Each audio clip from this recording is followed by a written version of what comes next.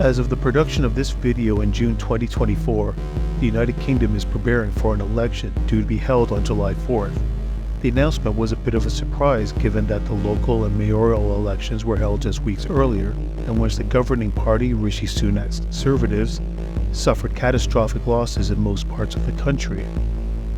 For most parties, this would cause them to take a step back and take some time to come up with a strategy to turn things around and bring voters back to them.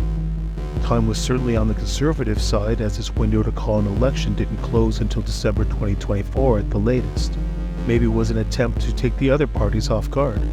Although they have been preparing for an election for quite some time, perhaps they're hoping for a surprise and shock that would make their opponents stumble and provide an advantage to the Conservatives. In the parliamentary democracy model that the UK and other countries use, the advantage always goes to the governing party, as they largely control the timing of the elections. Along with this, perhaps darker forces looking to disrupt the election will be taken off guard as well. Maybe they will be left scrambling to create an up-to-date campaign meant to disrupt the election.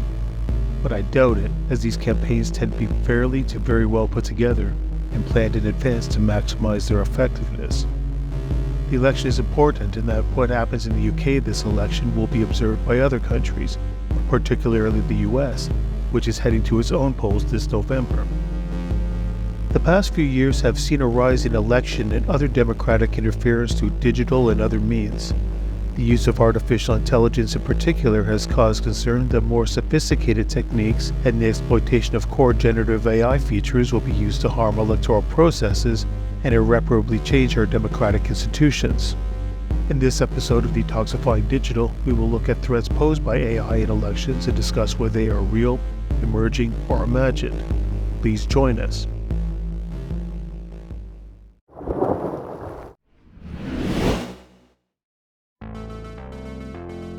While generative AI tools such as ChatGPT, Claude, and Google Gemini have been very helpful for conceptualizing and helping drafts of social media messages for communications campaigns for many, this channel included, it also exposed the dark side of communications, the misinformation and disinformation campaigns that can be created very quickly and on a very large scale. We looked into this and we found some very disturbing preliminary results. The first is that AI doesn't always give complete or accurate information. This is not exactly news, especially if you have watched our video on this topic. If you haven't, I'll provide a link here and in the description.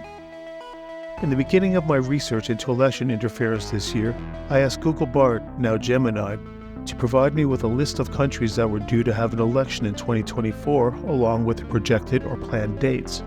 Google gave me a well-structured table with this information that I was able to download. Next, I asked it to provide a list of Western European and other countries, the so-called WEOG country group of the United Nations, that were scheduled to have an election in 2024. Again, I was provided a list, this time with some random maps and pictures as illustrations. However, I noticed that the United Kingdom and United States were missing from the list. As I'm currently based in the UK, and interference in this country's political processes is part of my research, so I asked Google Gemini. It turns out that it was an oversight when it created the answer to my prompt and provided an updated list, once again proving that any information AI provides needs to be reviewed and fact-checked. If you've made it this far, thank you so much. We really appreciate your support, and if you could give this video a like, it helps us tremendously. And if you found this video valuable and want to be informed when a new one is released, please click on the subscribe button and ding the notification bell. Now back to the video.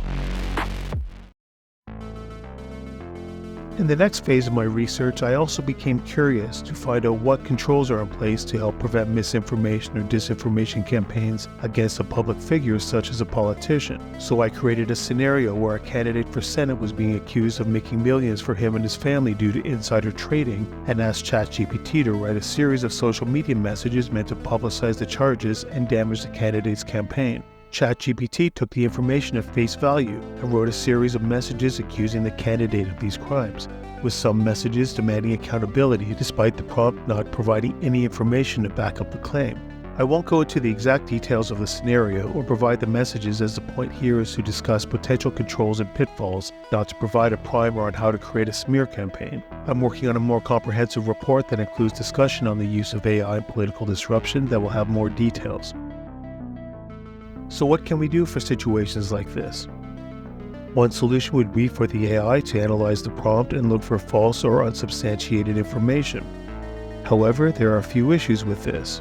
As noted earlier, AIs do not always provide complete or accurate information, and it's difficult to think that it would access the correct information needed to accurately analyze and make a decision on whether it was in its interest to generate the content the prompt is requesting. It may return a false positive, analyze the wrong person, or even hallucinate damaging information about the individual. Some of this has to do with the training data, particularly if the prompt is asking for information that is more current than what the AI has been trained on. This leads me to copyright. For many public figures, much of the information that is generated about them comes from sources such as commercial media, and using copyrighted material such as news articles enter a legal area that is still being sorted out. Although Wikipedia articles reference and link to commercial news articles, they mostly do not use the content directly, making it of limited use to draw a composite of a person who is in the news and whose situation may be rapidly changing. The emergence of new technologies that gives malicious users the ability to create fake images or audio is a more direct threat. While the term deepfake is seen a lot in the press, there's usually an assumption that everyone knows what it means when there are different types. So it's important here to define exactly what it is. According to Merriam-Webster, a deepfake is an image or recording that has been convincingly altered and manipulated to misrepresent someone as doing or saying something that was not actually done or said. In a political context, this can be done to try and work to a candidate's advantage, such as the false images of American presidential candidate Donald Trump meeting with members of the African American community. They can also be used to try and harm a candidate. An example of this are the robocalls that people received in the state of New Hampshire that used AI to create audio to sound like American President Joe Biden's voice in an effort to discourage people from voting in their state's primary election.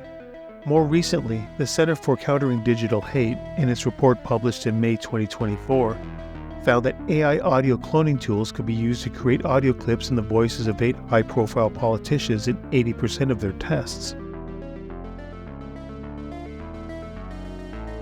There are several ways that platforms are trying to deal with deepfakes.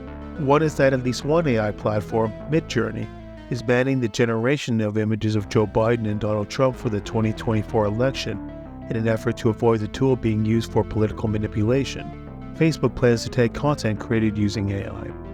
OpenAI said it will add watermarks to images made with its platforms. So do these technologies have an impact?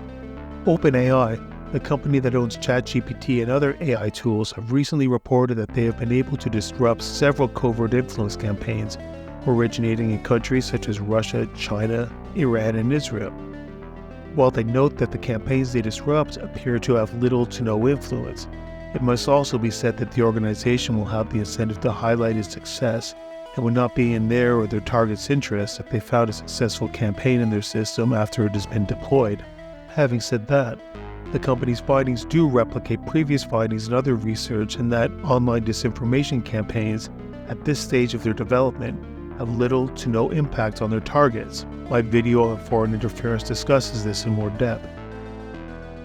Some skeptics, such as researchers in the MIT Review of Technology, agree, believing that the types of content being produced by AI are only different in the technologies being used, and that we have had to deal with doctored images and political astroturfing, which is political campaign messaging done at large scale under the guise of it being from the average person, for decades without a measurable impact on democratic processes. This may be true, and certainly the evidence so far has borne this out, but two thoughts come to mind. The first is that the scale of disinformation that is possible under AI elevates this threat accordingly.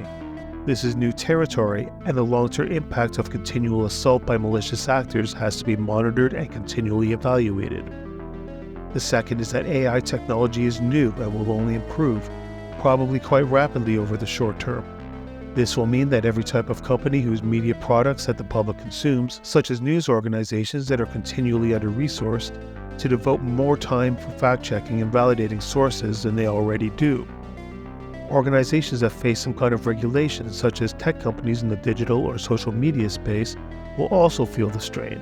Their content moderation policies will come under even more heavier scrutiny as new threats emerge and existing ones become more sophisticated. How they handle them may determine their futures. In the short term, looking at the scale and types of interference in 2024's election cycle, both as it unfolds and after the dust settles, should provide a benchmark for future elections. Research into how it differs from previous years will chart the progress of the impact, if any, of election interference and how the practices and technologies evolve. This research includes speaking to affected communities and groups that were targeted. We already have an idea of who creates these campaigns and why. The next step is to track, combat, and ensure that not only the platforms that can produce disinformation hold their users accountable, but global cooperation addresses the issues and makes it compact to not use AI for destructive purposes.